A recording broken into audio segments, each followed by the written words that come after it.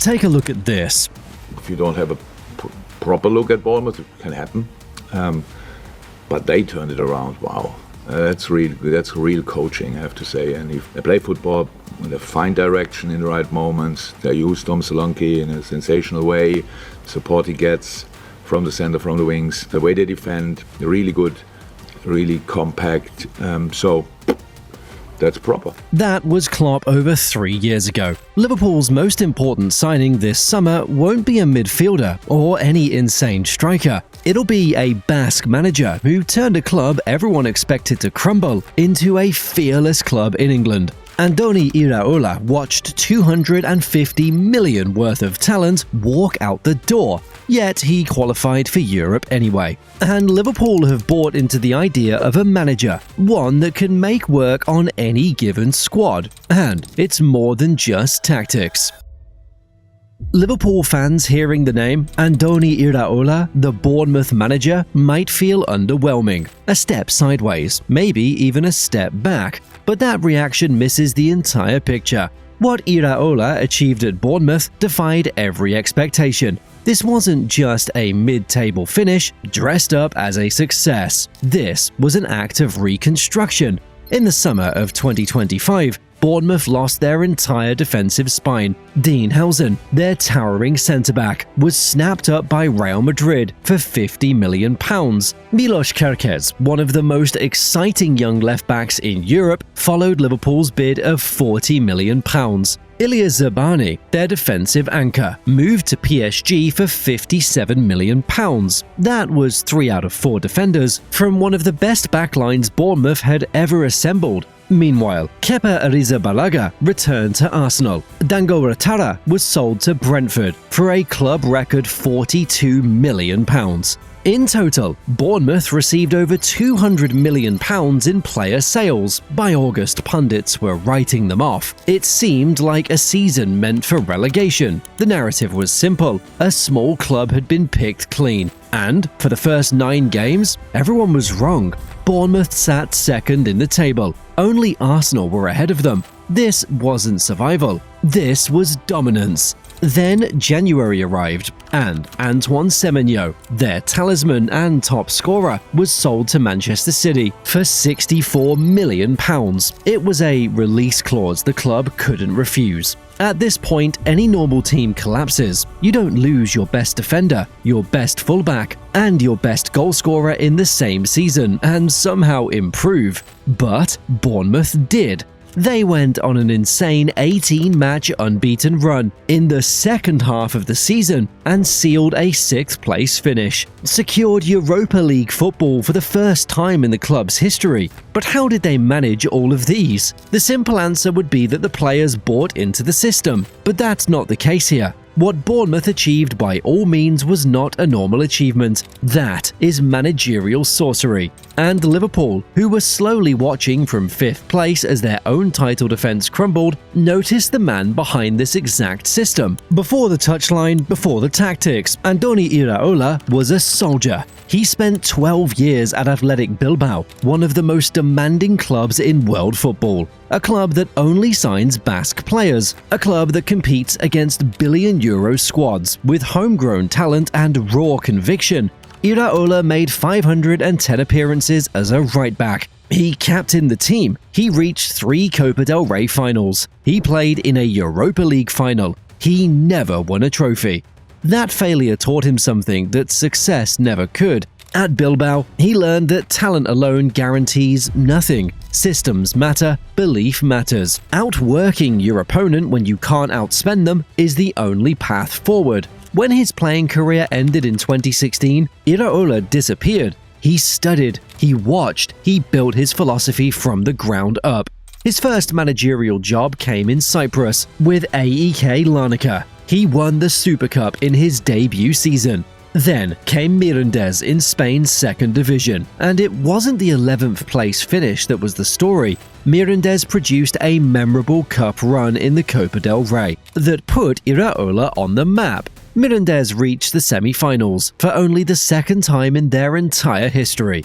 Then Rayo Vallecano, where he won promotion to La Liga, and reached the Copa del Rey semi-finals again with a squad worth a fraction of their opponents. More impressively, Iraola's Vallecano played some of the most aggressive and entertaining football in Spain. As a manager, Mirandés was where Spanish football took notice. Vallecano was where Iraola made his name in the footballing world. In 2023, the Premier League came calling. Bournemouth had just narrowly avoided relegation under Gary O'Neill. They needed stability and hired a 41-year-old Spaniard who had never worked in England. If you've watched Bournemouth this season, you've noticed something immediately. There's a method to their madness in pressing the ball. When opposition centre-backs receive the ball, almost immediately, Bournemouth players are sprinting toward them. Goalkeepers attempt to play short and find themselves surrounded. Midfielders try to navigate and discover there's no space to turn into. This isn't random. It's all being calculated by Iraola. Iraola's system operates on triggers. The moment an opponent's pass travels in a certain direction, the entire team reacts as one organism.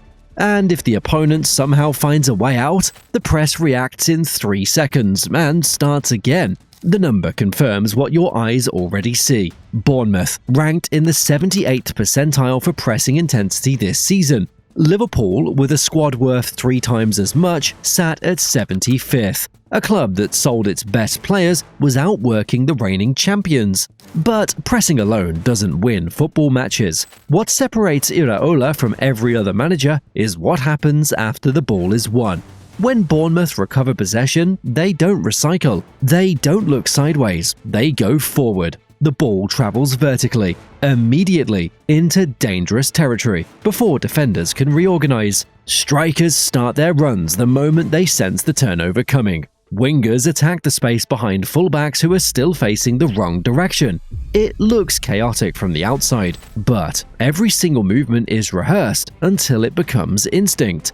In possession, the structure transforms entirely. A 4-2-3-1 defensive shape becomes a 3-2-5 attacking platform. The holding midfielder drops between the centre-backs to create a back three. Both fullbacks push into advanced positions, operating as auxiliary wingers hugging the touchlines. The actual wingers drift inward, occupying the half spaces that defenders hate to patrol. Width stretches the opposition horizontally. Central overloads punish them when they shift to cover. And when possession is lost, the 3-2-5 snaps back into a 4-2-3-1 within seconds, ready to go again.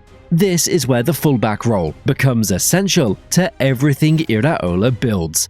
Adrien Truffert thrived in this framework. The French international made 38 league appearances and finished the campaign leading all Premier League defenders in tackles won. 258 times he dispossessed an opponent, 4 assists from a position most managers treat as purely defensive. He wasn't a like-for-like replacement for what came before him. He was proof that the system elevates whoever occupies the role. Put the right profile in Iraola's structure and ordinary players start performing at extraordinary levels. That's the signature of his coaching. Names on the team sheet change every summer. The identity remains constant. And the identity makes everything work. If there was any game that proved just how good Iraola's system is, then look no further than the Arsenal game. On April 11th, Arsenal were 9 points clear at the top of the table. A win would stretch the lead to 12. The title was theirs to lose. Bournemouth had won once away from home all season. They arrived as heavy underdogs. But Ile Junior Krupi gave Bournemouth the lead in the 17th minute, a back post finish that silenced Arsenal fans. Arsenal panicked. Victor Munoz converted a penalty to equalize, but something was off. The champions-elect looked nervous. Then, Alex Scott happened. The 22-year-old midfielder collected a deflection and drilled it past David Raya. Arsenal threw everything forward. Munoz missed a chance at the death, but Bournemouth hung on to win 2-1. Arsenal eventually held on to win the league, but that result encapsulated everything about Iraola's Bournemouth. His side is brave, organised, tactically convinced, capable of hurting champions. Meanwhile, at Anfield, Liverpool was sinking. Liverpool's 2025-26 season will be studied for years as a cautionary tale. They defended their Premier League title by collapsing in the most embarrassing fashion. 12 defeats in the league, 20 defeats across all competitions, their worst run since 1954. Under Arne Slot, Liverpool lost their identity. The pressing that defined Klopp's era evaporated. The intensity disappeared. Teams didn't fear coming to Anfield anymore. They saw a side that could be bullied, outfought, overwhelmed in transitions. Slot's possession-based approach, so effective in the Eredivisie, couldn't survive the Premier League's physicality. Liverpool needed someone who understood this league, someone who had already adapted to its brutality, someone whose football demanded the exact qualities Liverpool had abandoned. Iraola ticks every box. He wants players who run, press, recover, compete in duels, attack space without warning for perfect service. He wants defenders comfortable stepping into midfield, fullbacks who function as auxiliary wingers, forwards who work without the ball. That is the identity Liverpool lost, and Iraola has already built it with inferior resources. Now, imagine what happens when he gets Florian Wirtz instead of Marcus Tavernier, Alexander Isak instead of Ivan Nilsson, Milos Kerkez, the player he developed at Bournemouth, back under his guidance at left-back. No disrespect to the Bournemouth players, but the potential is obvious. Andoni Iraola didn't ask for the biggest job in English football. He earned it. He built competitive teams at Rayo Vallecano and Bournemouth. He did it while watching his best players get poached every single window.